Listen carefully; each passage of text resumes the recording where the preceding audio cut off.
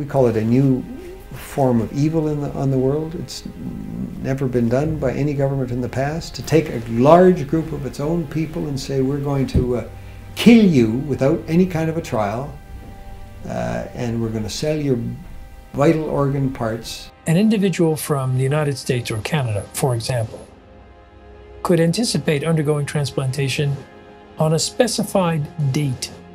It's a crime against humanity. It's abhorrent, and it needs to stop.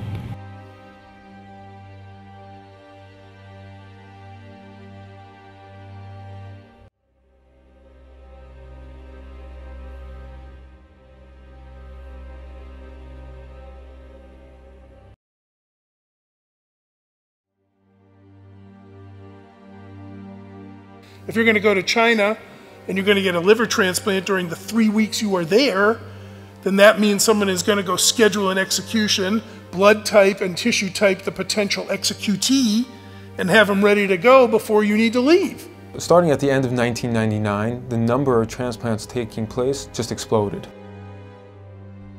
China carries out more organ transplant surgeries than any country besides the United States. But unlike other countries, China has no effective organ donation program. That's because culturally, Chinese people believe the body must stay intact even after death. China's Deputy Minister of Health, Huang Jiefu, has suggested that there are 7,000 transplants every year from the deceased, and that more than 90% come from executed prisoners. The number of criminal executions in China is classified as a state secret, but Amnesty International's estimate is about 1,700.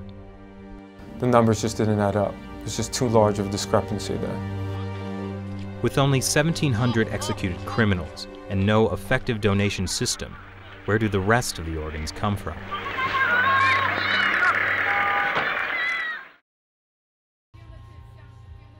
Zhao Shuhuan was put in a Chinese labor camp because she practices Falun Gong.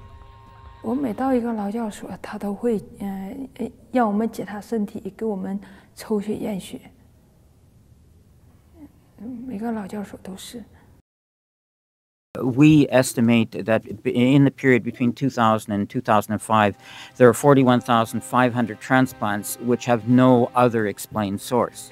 I'm absolutely convinced that over a long period from 1999 onwards, organ harvesting from prisoners has been taking place, especially with Falun Gong. 他领了到他那个马三家教养院有医院呢，那个医院就是做我这理解好像就是验尿啊，抽干咳。 Doctors would come into the camps, they would look in their eyes, they would examine their organs with ultrasound and the like, and they were the only people in these camps who were medically examined thoroughly. In 2006, two Canadians, international human rights lawyer David Matus and former Secretary of State for Asia Pacific David Kilgore, started to investigate allegations of forced organ harvesting in China. They found at least 52 points of circumstantial evidence, including websites of Chinese hospitals offering matching organs in less than a week. It's just not possible unless you have an unlimited source of organs. And these are people who are alive. We're talking about live donors. The actual transplant surgery itself was the form of execution. These were living people that were killed for their organs. Makes you think of some grotesque restaurant where you go in and you pick your lobster in a tank. But these are human beings we're talking about. The military's making money off of it. The hospitals are making money off of it. The middlemen are making money off of it. And we talk about money. We're talking about a multi-million-dollar operation.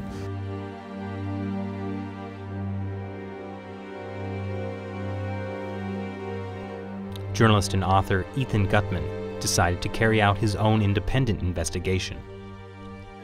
We had witnesses of disappearances, people who'd been examined and then had disappeared, busloads, entire prison wards which had been emptied out. The signs began to look like something much, much bigger.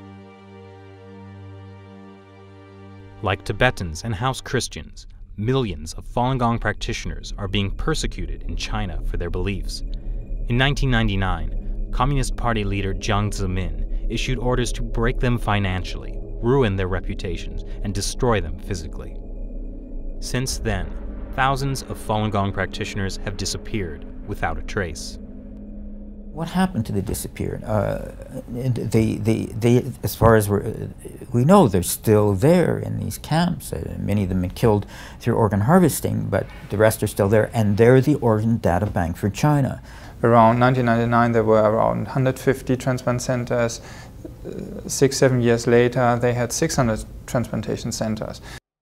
This is an increase by 300% within such a short period of time without an organ donation program. Military hospitals get watched in China, okay? There is nothing they can do without the party central taking note of what they're doing. Was this run by triads? No. This is run by the state. This was murder, and it came from the state. This is a crime against humanity.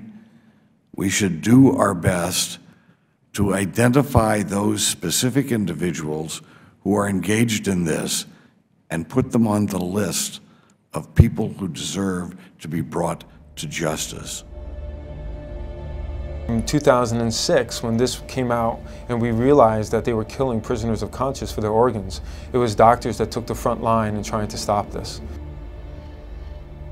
Every day there are a dozen of people that are executed or killed for organs in China.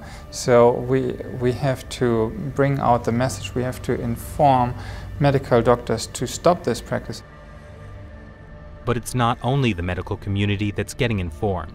The U.S. State Department mentioned allegations of forced organ harvesting in its annual Human Rights Report on China in 2011 for the first time. On October 3rd, 106 U.S. congressional representatives signed this bipartisan Dear Colleague letter to the State Department, demanding they reveal information on organ harvesting that they may have obtained from their sources in China. This barbaric human rights abuse must be stopped, but to stop it, we first have to further expose it. And with even more petitions circulating online, the issue is starting to get worldwide attention. But more needs to be done.